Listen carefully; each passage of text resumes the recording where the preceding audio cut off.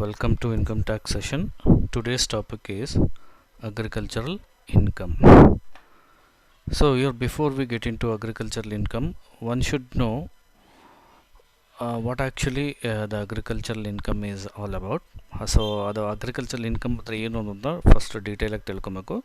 So ಇಲ್ಲಿ total ಆಗಿ as per income tax provision as per Income Tax Act of 1961 under section 10(1), so agricultural income is completely exempted. It is completely tax free. It is not at all taxable. So income tax provision ಪ್ರಕಾರ agricultural income ಅನ್ನೋದು complete ಆಗಿ tax free ಆಗಿರುತ್ತೆ. ಅದಕ್ಕೆ ಯಾವುದೇ ಟ್ಯಾಕ್ಸನ್ನು impose ಮಾಡೋದಿಲ್ಲ. ಇದು complete ಆಗಿ exempted ಆಗಿರುತ್ತೆ. ಸೊ ಹಾಗಾದರೆ ನಾವು ಯಾವುದೋ ಒಂದು ಇನ್ಕಮನ್ನು ಅಗ್ರಿಕಲ್ಚರಲ್ ಇನ್ಕಮ್ ಅಂತ ಕರಿಬೇಕು ಅಂತ ಹೇಳಿದ್ರೆ it has to fulfil certain conditions. ನೋಡಿ ಇಲ್ಲಿ, to call an income as agricultural income it has to fulfil certain conditions. ಯಾವುದೋ ಒಂದು ಇನ್ಕಮನ್ನು ನಾವು ಅಗ್ರಿಕಲ್ಚರಲ್ ಇನ್ಕಮ್ ಅಂತ ಕರಿಬೇಕು ಅಂತ ಹೇಳಿದ್ರೆ ಮತ್ತು ನಾವು ಟ್ಯಾಕ್ಸ್ ಬೆನಿಫಿಟ್ ತೊಗೋಬೇಕು ಅಂದರೆ ಇದು ಟ್ಯಾಕ್ಸ್ ಫ್ರೀ ಆಗಬೇಕು ಅಂತ ಹೇಳಿದ್ರೆ it has to fulfil certain condition. ಕೆಲವು ಕಂಡೀಷನ್ಸು ಫುಲ್ಫಿಲ್ ಆಗಬೇಕಾಗುತ್ತೆ. ಸೊ ಅದು ಒನ್ ಬೈ ಒನ್ ನಾವು ನೋಡ್ತಾ ಹೋಗೋಣ. ಸೊ ನೋಡಿ ಇಲ್ಲಿ ಫಸ್ಟ್ ಒನ್, ಏನು ಅಗ್ರಿಕಲ್ಚರಲ್ ಇನ್ಕಮ್ ಅಂತ ಹೇಳಿದ್ರೆ ನೋಡಿ ಇಲ್ಲಿ, any rent or revenue derived from land situated in India and is used for agricultural purpose. ಅದು ಅಗ್ರಿಕಲ್ಚರಲ್ ಪರ್ಪಸ್ಗೆ ಯೂಸ್ ಮಾಡ್ತಿರಬೇಕು. ಏನೇನು ಕಂಡೀಷನ್ಸ್ ಅಂತ ಹೇಳಿದ್ರೆ ನೋಡಿ ಇಲ್ಲಿ, to determine whether the particular income as an agricultural income is derived from ಲ್ಯಾಂಡಿಂದ income ಬಂದಿರಬೇಕು ಮತ್ತು ಆ ಲ್ಯಾಂಡನ್ನು ಅಗ್ರಿಕಲ್ಚರಲ್ ಪರ್ಪಸ್ಗೆ ಯೂಸ್ ಮಾಡ್ತಿರಬೇಕು. The land must be used for agricultural ಪರ್ಪಸ್ಗೆ ಯೂಸ್ ಮಾಡ್ತಿರಬೇಕು. And the land must be situated in India. ಈ ಮೂರು ಕಂಡೀಷನ್ನು ಸ್ಯಾಟಿಸ್ಫೈ ಆದರೆ ಅದನ್ನು ನಾವು ಅಗ್ರಿಕಲ್ಚರಲ್ ಇನ್ಕಮ್ ಅಂತ ಕರಿಬೋದು. ಏನೇನು ಮತ್ತಿನ್ನೊಂದು ಸರಿ ನೋಡಿ, there must be an income from the ಲ್ಯಾಂಡಿಂದ ಇನ್ಕಮ್ ಬಂದಿರಬೇಕು. ಸೊ ಆ ಲ್ಯಾಂಡು ಅಗ್ರಿಕಲ್ಚರ್ ಪರ್ಪಸ್ಗೆ ಯೂಸ್ ಮಾಡ್ತಿರಬೇಕು. ಸೊ ಆ ಲ್ಯಾಂಡ್ ಎಲ್ಲಿರಬೇಕು? Must be within the frontier of India. So ಇಂಡಿಯಾಲ್ಲಿ ಇರಬೇಕು. ಸಪೋಸ್ ಫಾರಿನ್ ಕಂಟ್ರಿಯಲ್ಲಿದ್ದರೆ ಆಗೋದು ಎಕ್ಸೆಂಪ್ಟೆಡ್ ಆಗೋದಿಲ್ಲ.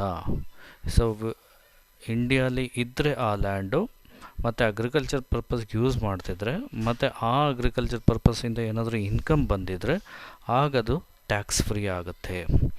ಸೊ ಹಾಗಾಗಿ ಫಸ್ಟು ನಾವು ಅಗ್ರಿಕಲ್ಚರ್ ಇನ್ಕಮ್ ಅಂತ ಕರಿಬೇಕು ಅಂತ ಹೇಳಿದ್ರೆ the land must be situated in India and it must be used for agriculture purpose and there must be some sort of income from such land. ಆಗ ಮಾತ್ರ ನಾವು ಅದನ್ನು ಅಗ್ರಿಕಲ್ಚರಲ್ ಇನ್ಕಮ್ ಅಂತ ಕರಿತೀವಿ. ಸೊ ಇನ್ನೂ ಡೀಟೇಲಾಗಿ ಹೋಗೋದಾದರೆ ನೋಡಿ ಇಲ್ಲಿ, to call an income as agricultural income it has to fulfil certain conditions. Number one, any rent or revenue derived from agricultural land situated in India and used for agricultural purpose.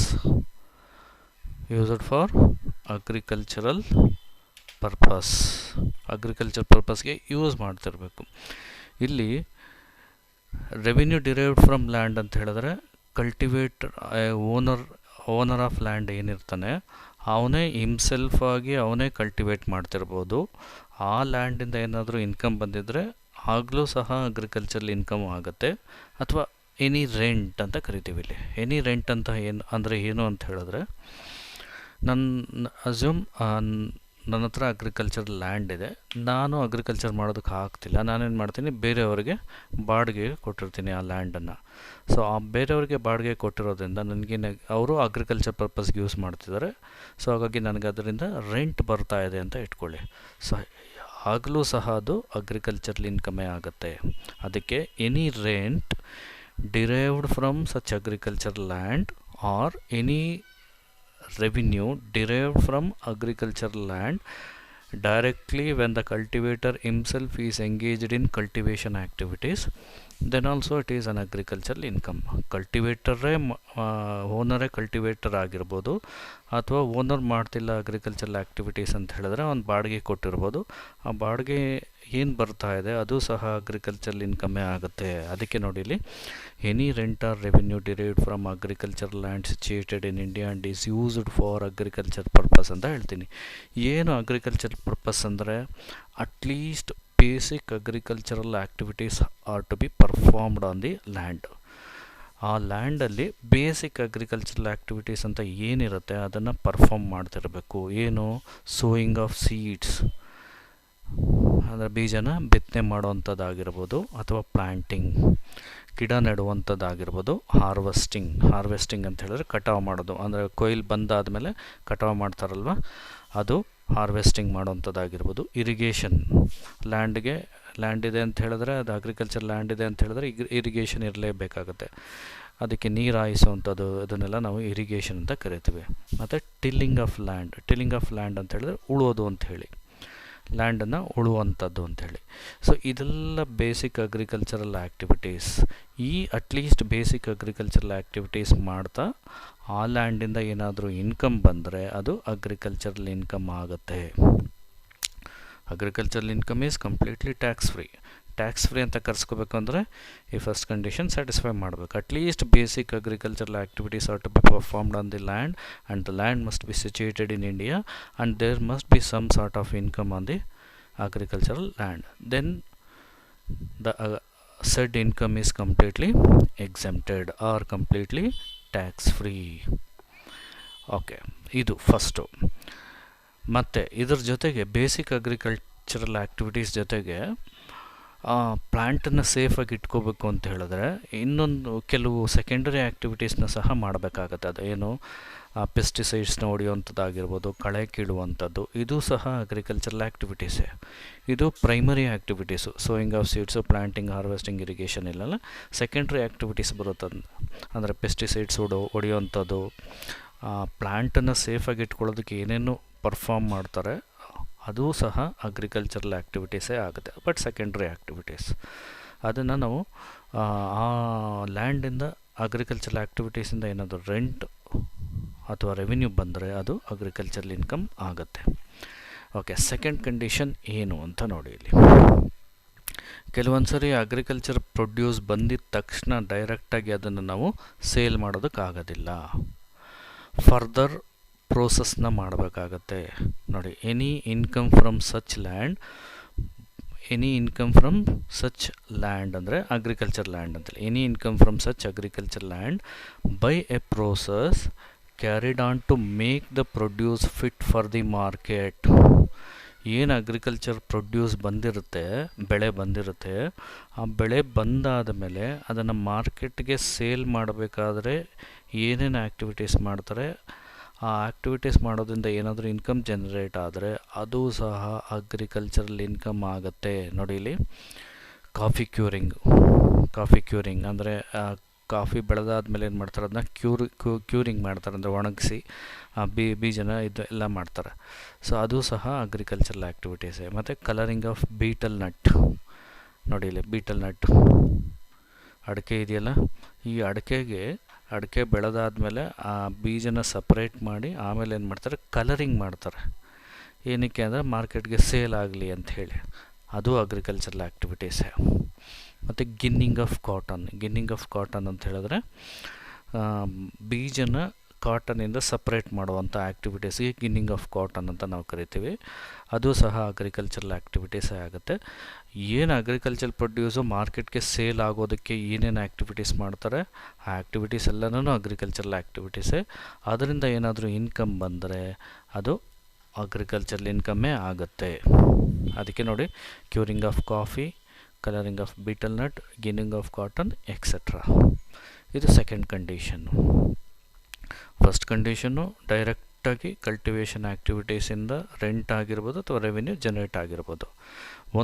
ಮೂರು conditions that satisfy ಮಾಡಬೇಕು. ಒಂದು, land ಇಂಡಿಯಾಲಿರಬೇಕು, ಮತ್ತು agricultural activities ಮಾಡ್ತಿರಬೇಕು, ಮತ್ತು ಆ ಲ್ಯಾಂಡಿಂದ income ಬಂದಿರಬೇಕು. ಆವಾಗ ಅದು agricultural income ಆಗುತ್ತೆ. First condition. Second condition, to make the produce fit for the market, to make the agricultural produce fit for the market, what and all activities undertaken by the cultivator will also be considered as an agricultural activities. ಅಂದರೆ agriculture ಪ್ರೊಡ್ಯೂಸ್ನ ಮಾರ್ಕೆಟ್ಗೆ sale ಮಾಡಬೇಕು ಅಂತ ಹೇಳಿದ್ರೆ ಏನೇನು ಆ್ಯಕ್ಟಿವಿಟೀಸ್ನ perform ಮಾಡ್ತಾನೆ ಕಲ್ಟಿವೇಟರು, ಅದು ಸಹ agricultural ಆ್ಯಕ್ಟಿವಿಟೀಸೇ ಆಗುತ್ತೆ.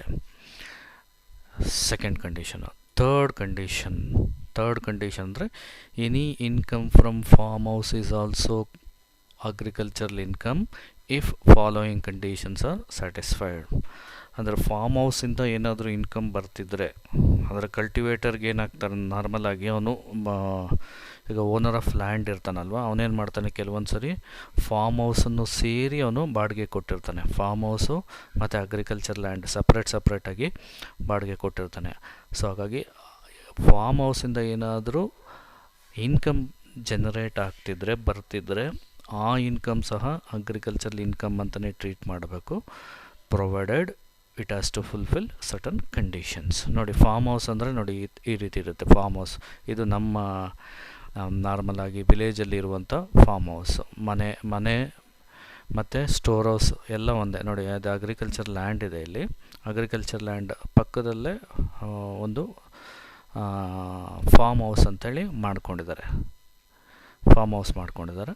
ಸೊ ಈ ಫಾರ್ಮ್ ಹೌಸಿಂದ ಏನಾದರೂ ಇನ್ಕಮ್ ಬರ್ತಿದ್ರೆ ಅದು ಸಹ ಅಗ್ರಿಕಲ್ಚರಲ್ ಇನ್ಕಮೇ ಆಗುತ್ತೆ.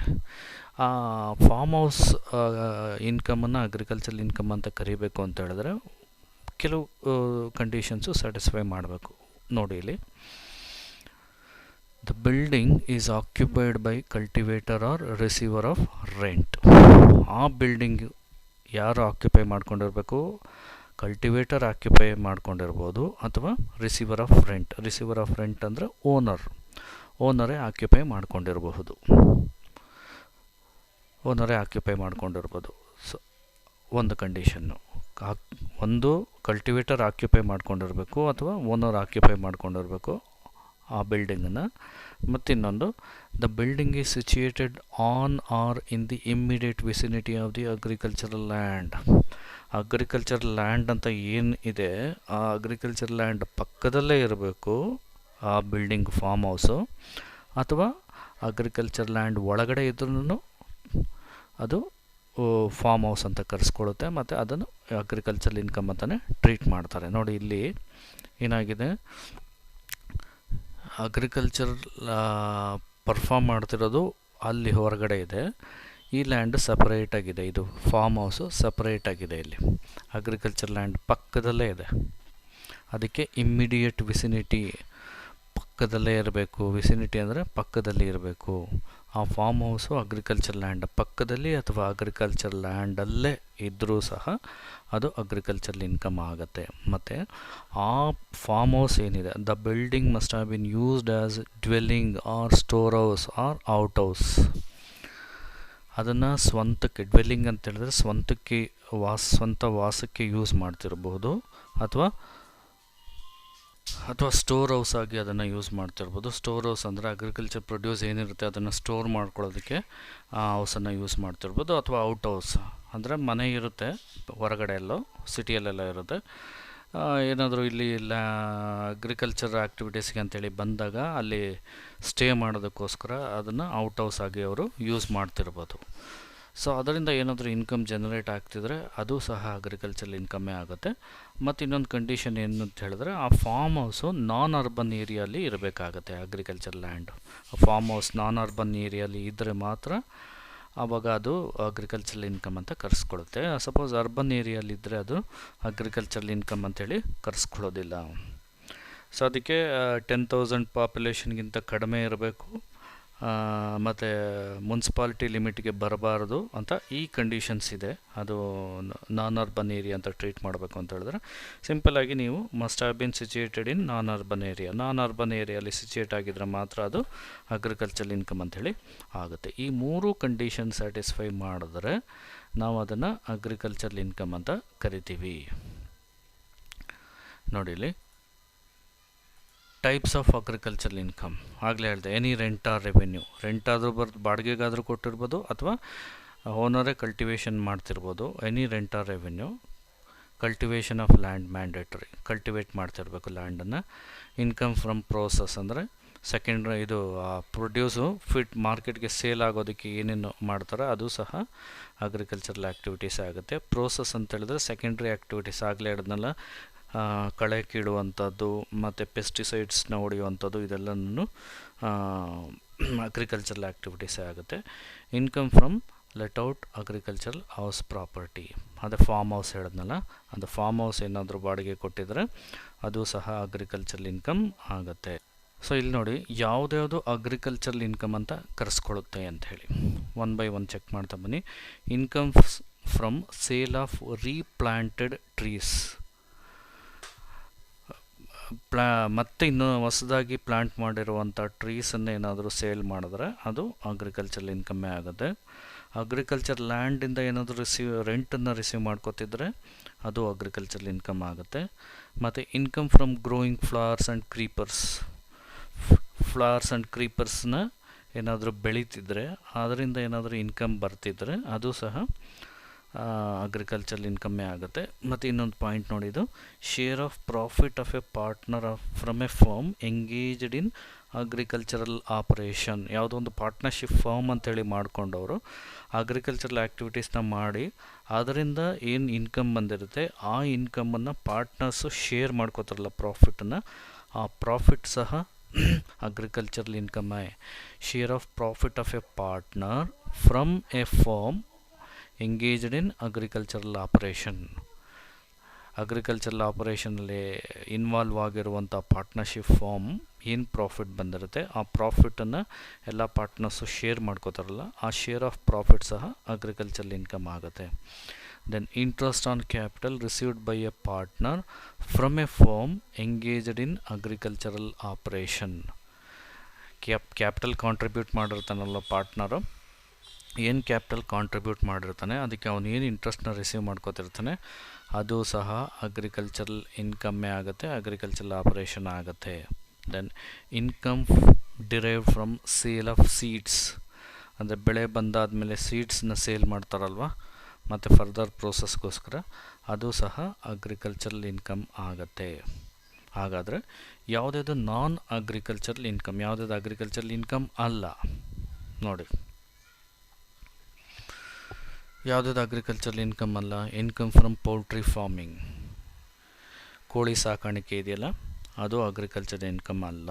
ಇನ್ಕಮ್ ಫ್ರಮ್ ಬೀ ಹೈವಿಂಗ್, ಜೇನು ಸಾಕಾಣಿಕೆನೂ ಅಗ್ರಿಕಲ್ಚರಲ್ ಇನ್ಕಮ್ ಅಲ್ಲ.